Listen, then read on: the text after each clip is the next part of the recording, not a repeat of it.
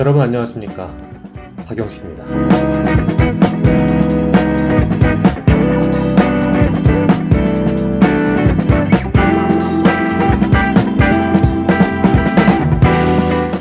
네, 오늘은 뜨겁고 열이 후끈후끈한 열이 받는 날이었습니다. 오늘의 무덥고 뜨거운 날씨처럼 국회도 뜨거웠습니다. 열이 받게 만드는 장면들도 있었습니다. 법사위도 과방위도 늘 그렇듯 야당이 주도하고 여당이 반발하는 청문회였습니다. 법사위에서는 김영철 검사 탄핵 청문회가 있었고요. 과방위에서는 방송장악 청문회가 있었습니다. 언론에서는 아마 똑같은 평가를 늘어놓을 겁니다. 아니, 지금 늘어놓고 있을 겁니다. 증인들이 대거 불출석한 상황에서 반쪽이었다. 야당 위원들이 유치하고 쓸데없는 질문과 이죽거림으로 파행을 겪은 청문회, 그야말로 반쪽이었다.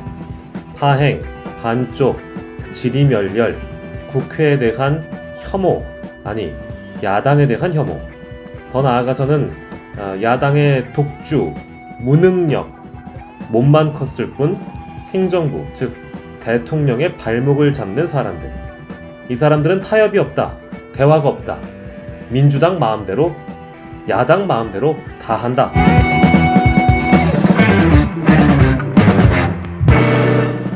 그런데 진짜 반쪽짜리는 무엇일까요? 바로 내일입니다. 광복절 경축식. 우리 대한민국에 광복이 찾아온 그 이후, 정부 수립 이후 단 한 번도 이런 식으로 경축식을 반쪽 내버린 적은 없었습니다. 이렇게 반쪽을 내버린 이유는 대통령이 마음대로 다 하기 때문은 아니었을까? 그렇다면 또 다른 반쪽은 무엇일까요? 각 국가기관에서 일하는 공무원들의 얼굴이 그야말로 반쪽이 되어 있습니다. 시키는 대로 안 하면 마치 큰일이라도 날 것처럼 직속상관은 돈 없는 압력으로 부하 직원을 죽음으로 내몰 지경이니 아직 드러나지 않은 정부 부처의 공무원들의 얼굴이 반쪽이 나 있는 겁니다. 이것도 대통령 마음대로 다 하기 때문 아닌가?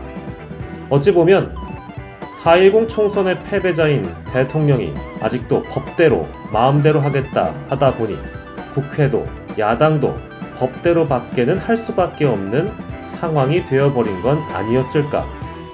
그렇다면 국정 운영에 무한 책임이 있는 집권 여당은 어떻게 해야 할까요? 그렇습니다. 민심을 따라야 한다. 여전히 민심을 거부하고 용산만 쳐다보고 있는 어떤 분들에게 드리고 싶은 말씀입니다. 8월 14일 박영식 라이브 시작하도록 하겠습니다.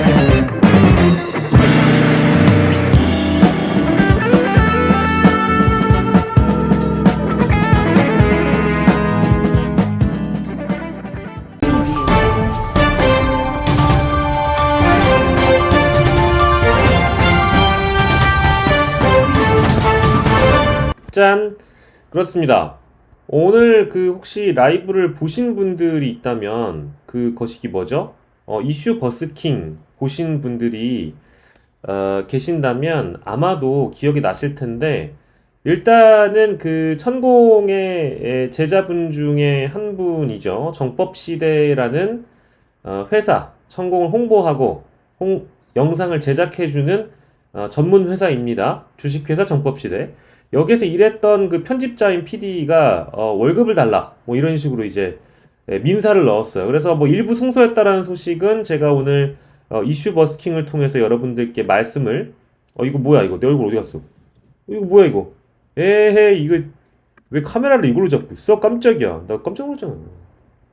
됐다. 진짜 놀랐네.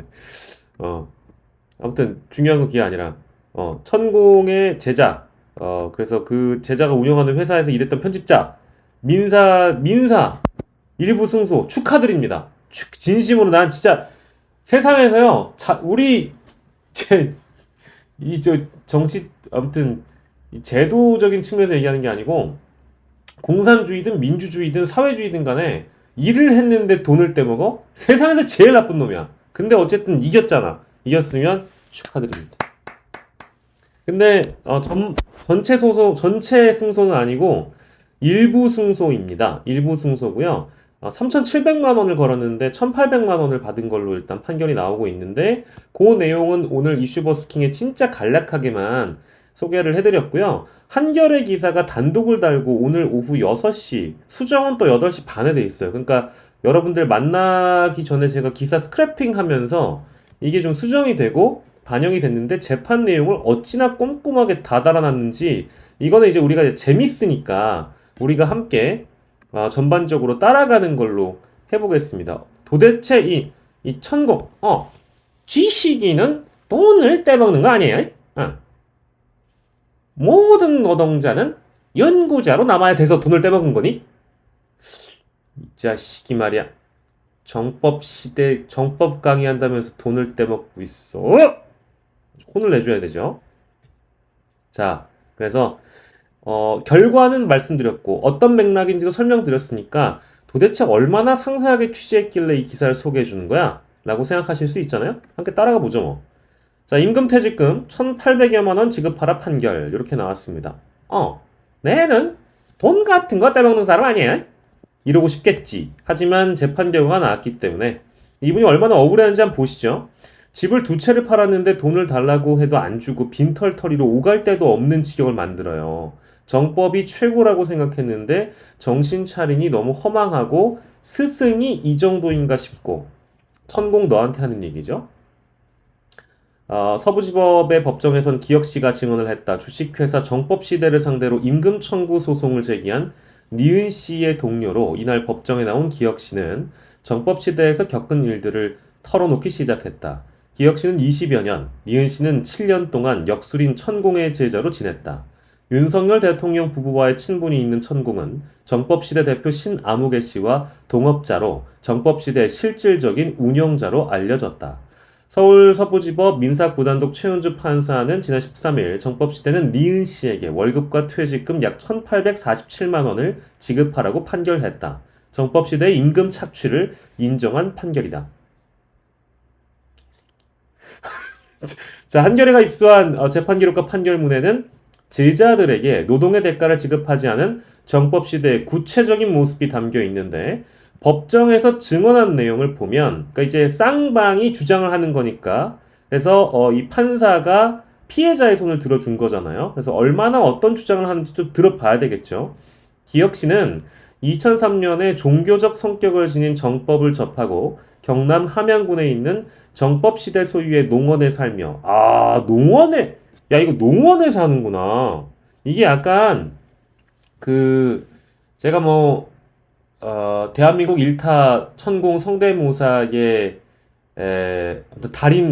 달인이라고 제가 얘기하면 좀 그렇고 천공 성대모사 1타 정도라고 치고, 그래서 내가 이 사람들을 사이비 신앙 이렇게는 얘기하지 않겠지만 우리가 흔히 알고 있는 사이비 종교 이런 데는 대부분 좀 집단 생활 같은 거 하지 않아요? 뭔가 우리 제도권 안에 들어와서 생활을 한다기보다는 지들끼리 어디 땅 사가지고 농사 지으면서 집단 생활 같은 거를 주로 하다가, 그러니까 폐쇄적인 문화 안에 놓이게 된다라는 것이죠. 그 안에서 지네들끼리만 정보 유통을 하고, 이제 바깥에서 공급되는 정보에 대해서는 대부분 이제 교주 같은 인간들이 이거는 천공이 그랬다는 얘기가 아니고, 만약에 이제 정보를 통제하려 든다 그러면 바깥에 있는 뉴스는 보면 안 돼. 가짜 뉴스다. 이런 식으로 이제 눈과 귀를 가리면서 내 말만이, 나의 그 논리만이 곧 진리인이라고 설파하며 묶어두는 거죠. 신도들을. 천공이 그랬다는 얘기는 아닙니다. 근데 이런 사이비 신앙들을 가진 보통의 사례들을 제가 이제 보면, 과거에도 아주 깊숙하게 요 내용을 취재했던 기자한테 들은 얘기도 많이 있는데, 이게 기독교에서 분파됐든 어디에서 분파됐든 이런 미신을 믿는 사람들은 대부분 이제 우리가 흔히 아는 제도권 언론이나 심지어 유튜브도 못하게 한다는 거예요. 스마트폰을 뺏거나 안 쓰게 한다든지 스마트폰을 보면 사탄 들린다든지 막 이런 식으로 이제 이른바 회유를 하겠죠. 근데 모르지 뭐. 근데 정법시대가 그랬는지 따라가 봅시다. 갑자기 생각이 났어요. 그 생각이 났어요. 음. 정법시대 소유의 농원에 살며 사과를 따거나 잔디를 심었다. 이것도 웃기다. 소송 당사자인 니은 씨는 사이비 종교와 다단계 회사의 포교 형태와 상당히 유사하다. 어머, 어머, 어머. 실제 그렇구나. 제자들에게 정법시대 쪽은 누군가의 강요가 아닌 자발적으로 노동을 제공했다는 내용의 각서를 야! 이 코랑말코 같은 새끼들! 야! 야, 이 거지 같은 놈들아! 야, 진짜 이 나쁜 놈들이야, 이거. 아니, 이거는 각서? 각서? 아, 이거 진짜. 아, 진짜 이거 슈링 같은 놈들이네. 누군가의 강요가 아닌 자발적으로 노동을 제공했다는 내용의 각서를 심지어 한 번도 아니야. 1년마다 받는데. 1년마다. 1년마다 받았다고 한다. 야, 아니 왜냐면 지금 또 우리 샤벨님이 저 급발진한다고 하는데 제가 요거 기사 끝나고 각서에 대한 제 에피소드 하나 있어서 이따 풀어드릴게요. 예, 아무튼 따라가 보자 뭐. 더 따라가 볼게요. 아, 이 재밌네. 아, 재밌는데 이런 일에 연루됐다라는 분들은 나 진짜 좀 마음이 아파요. 기혁 씨는 2014년부터 경기 용인의 한 아파트로 거처를 옮겨 영상 제작과 출판 업무를 하는 다른 제자들을 보조하는 역할을 했다. 니은 씨도 이곳에 함께 살았다. 아마 용인으로 제가 알고 있어요. 아파트에는 10명, 와, 10명에서 20명이 같이 살았대. 와, 10명에서 20명이 모여 살고 정법시대 쪽은 이들 업무에 대해서 문화생으로 강의를 듣는 대신 제반 업무에 대한 대가를 받지 않기로 약속. 야, 이거 야, 이거 진짜 이 무슨 나쁜 놈들이네, 이거. 아니, 잠깐만. 문화생으로 강의를 듣는 대신 제반 업무에 대한 대가를 받지 않기로 약속했다고 주장한 거예요. 그러니까 이게 무슨 야, 진짜 무슨 우리 열정 페이도 아니고 이거는 니 뭐라고 해야 돼? 내 강의를 듣는 거니까. 네. 공짜로 듣는 거. 일을 하는데 내 강의를 듣는 게 바로 강의료와 다름이 그러니까 노동력에 대한 대가와 다름이 없는 거예요. 아니 이건 말이 안 되지. 노예지 노예 이거는 말이 안 되는 거지. 자, 하지만 실제로는 각자 시간 나는 대로 MP3로 강의 내용을 듣는 수준이었다는 게 기혁 씨의 증언이다.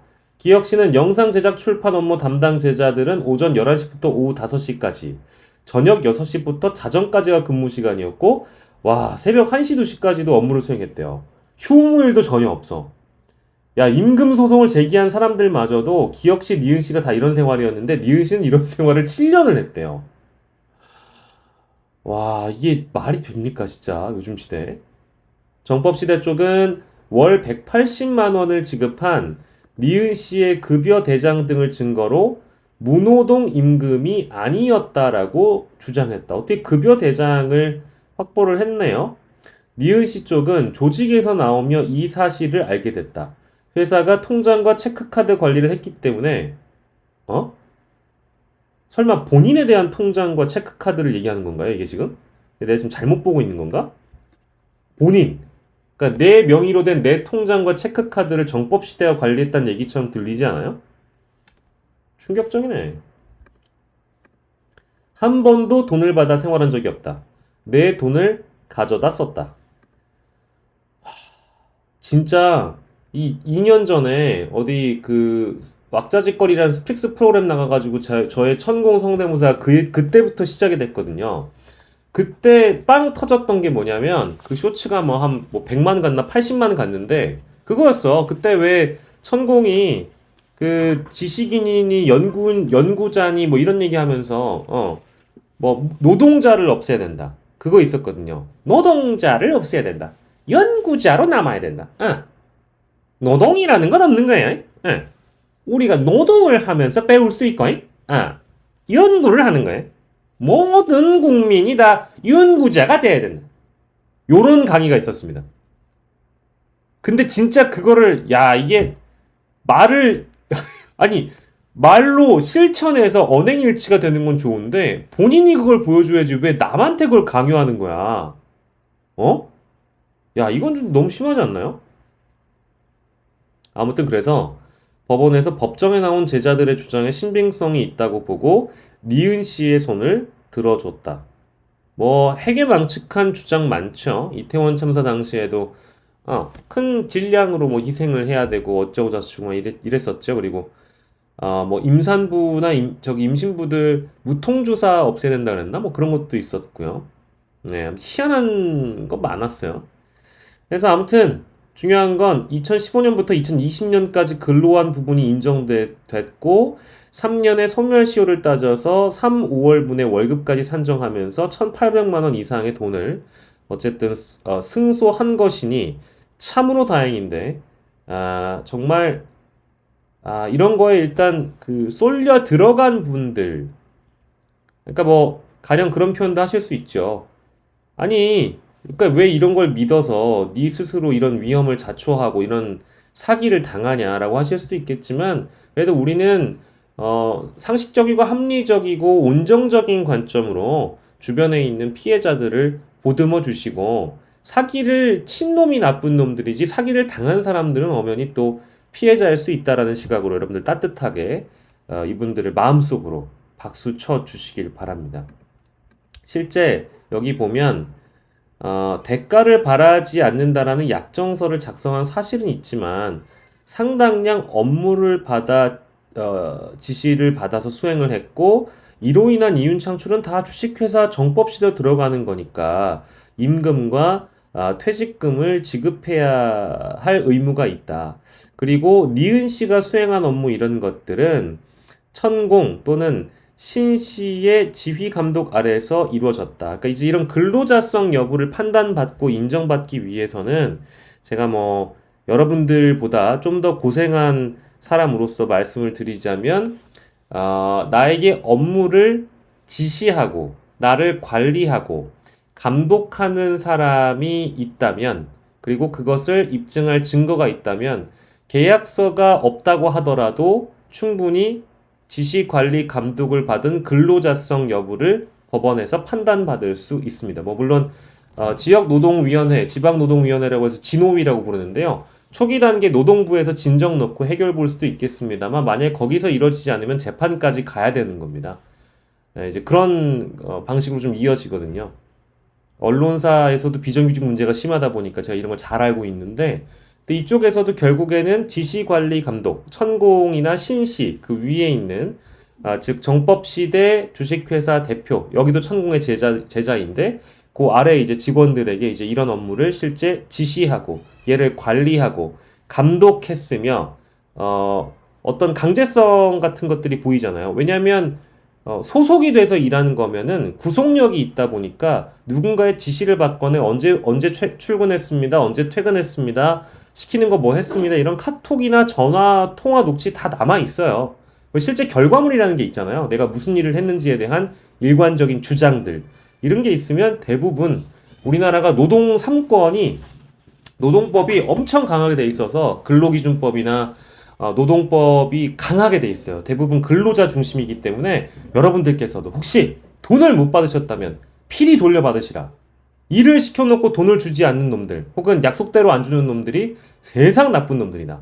라는 생각을 저는 갖고 있고요. 자 그리고 거시기 뭐야? 아까 뭐 얘기하려고 했지? 내가 에피소드 있다고 한 거 있잖아요. 뭐였지? 뭐였는데 내가 여러분들한테 나 에피소드가 있다고. 각서! 그래 각서. 내 각서 얘기 한번 해볼까요? 요거는 이제 생방송이니까 좀 조심스럽게 얘기할게요. 제가 아주 오래전에 근무를 했던 어떠한 방송사에서는 제가 저와 함께 같이 일을 하던 이 비정규직 프리랜서들을 다 이렇게 한데 모아가지고 규합을 했습니다. 그래서 하나의 뭐 노조는 아니고요. 실제 노조로도 등록할 수 있는데 거기까지는 안 갔고 이제 우리끼리 좀 이 부당함을 회사에게 주장해서 권리를 좀 찾자. 이제 이런 방향으로 이야기가 됐는데 조금 강경한 방법을 택했었죠. 예, 그래서 뭐 전혀 논의 없이, 전혀 협의 없이 아, 사장실을 이제 쳐들어가는 이제 그런 만행을 저질렀습니다. 그래서 난리가 났죠. 난리가 났었고, 이제 벌레 같은 것들이 좀 슬슬 좀 이렇게 뭐랄까 풀어줬더니 빠져가지고 사장실을 찾아가? 이제 이런 식으로 된 거예요. 회사 분위기가. 나 진짜 난리가 났었죠. 그 회사 설립 이래로 그런 일이 한 번도 없었을걸? 그래서 아무튼 그 일을 벌이고 나왔는데, 당연히 대표이사가 얼마나 황당했겠어요. 진짜 황당하고 화가 많이 났겠지. 그래서 이제 그 밑에 있는 간부들을 조인트를 좀 깠겠죠? 그냥 표현이 그런 겁니다. 조인트를 까거나 아무튼 아, 기강 회의에 대한 질책을 했겠죠. 니네 도대체 아래 애들 관리 어떻게 하는 거냐? 게다가 무슨 정식 직원도 아니고 비정규직들 나부랭이 따위를 어떻게 관리했길래 얘네가 어떻게 사장실까지 찾아올 수 있냐? 이런 식으로 이제 얘기가 됐겠죠. 그래서 일부 저희 중에 누군가들이 이제 조금씩 소수를 빼와서 회유를 시키거나 이런 방식으로 단합을 와해시킵니다. 노조의 단합을 와해시키는 방식은 되게 간단해요. 사용자 쪽에서 대리인, 법률 대리인, 변호사나 아니면 회사 임원 간부들 시켜가지고 밥 먹는 거예요. 술 먹이고. 그래서 너만큼은 잘해줄게. 막 10명 있으면 그 중에 한두 명한테는 불러가지고 야, 얘네들이랑 너는 같지 않잖아. 우리가 너 얼마나 존중하는데. 너 일 잘하잖아. 너는 이만큼 올려줄게. 이러면 균열이 생겨요. 치사하지만. 실제 그래서 일부 생기기도 했고. 근데 이제 그러면서 뭐 얘기 길어지니까 빨리 끝낼게요. 간부들이 갑자기 균열이 보이기 시작하니까 이제 협상의 틀을 좀 만들어서 확 가져와야겠다. 얘네들을 이제 와해시키고 완전히 이제 그립을 잡아가지고 협상 주도권을 가져가야겠다. 얘네가 단체로 못 나가게끔. 그래서 이제 우리 여러 명을 한 방에 이제 사무실에 불러다가 각서를 쓰게 합니다. 두 번, 그 각서에 뭐라고 써 있었냐면, 나 이것도 웃겨요. 그 각서에 뭐라고 써 있었냐면, 두 번 다시는 이런 단체 행동을 하지 않는다. 라는 거에 사인을 하라는 거예요. 이 개 같은, 아무튼, 사인을 하라는 거예요. 좀 황당했죠. 그러니까 충분히 이 사람들도 어른들이고, 애 아빠가 뭐야. 아무튼, 막 다 생각하실 만한 사람들이고, 심지어 이분들도 다 나이 처먹어가면 노조라는 걸 해본 사람들이네? 근데 이제 부당한 요구에 저항하는 교섭권이나, 그리고 이제 권리를 주장하는 후배들을 대상으로 절대로 단체 행동을 하지 못하게끔 입을 막기 위해서 마치 법률적인 효력이 있다라는 식으로 꼬여내며 꼬셔대며 아주 어린 친구들을 상대로 각서를 쓰라고 강요를 했었죠. 이제 그런 스토리가 있습니다. 근데 그쵸. 강요나 이런 거에 의해서 이런 걸 사인을 하게 되면 이거는 일단 효력이 있지 않고요. 그리고 그 분위기가 얼마나 죄송한데 멋 같겠어요. 왜냐면 이제 열받았잖아. 보통 이제 회사에 여러분들 부장, 뭐 상무, 전무 이 정도 되는 급들의 사람들이 이런 얘기 들으면 진짜 난리 나거든요.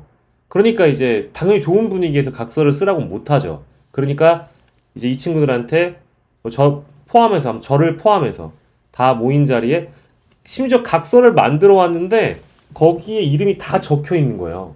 거기 옆에 사인을 편하게 할 수 있도록. 그래서 돌려가면서 사인하라고.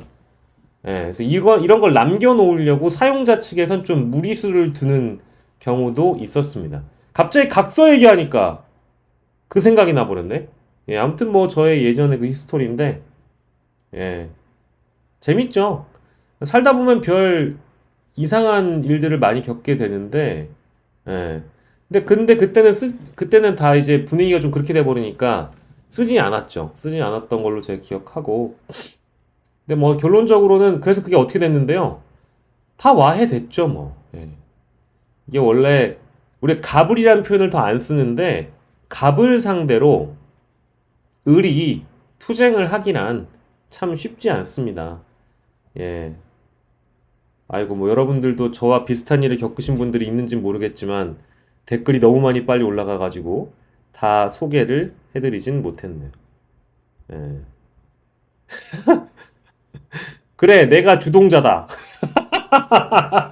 그래, 내가 주동자라는 표현보다는 그냥 그게 웃기더라고요. 그때 당시에, 누가 주동자인지를 또 사용자 측에선 색출을 하시대. 그런 거 재밌었어요. 주동자를 찾아내시더라고, 꼭. 누가 이거를 주동했는지에 대해서 반드시 색출을 해야겠나 봐. 그 주동자만큼은 불이익을 주고 싶어서. 그래서 저는 튀었죠. 그럴 줄 알고 튀었다, 이놈들. 예.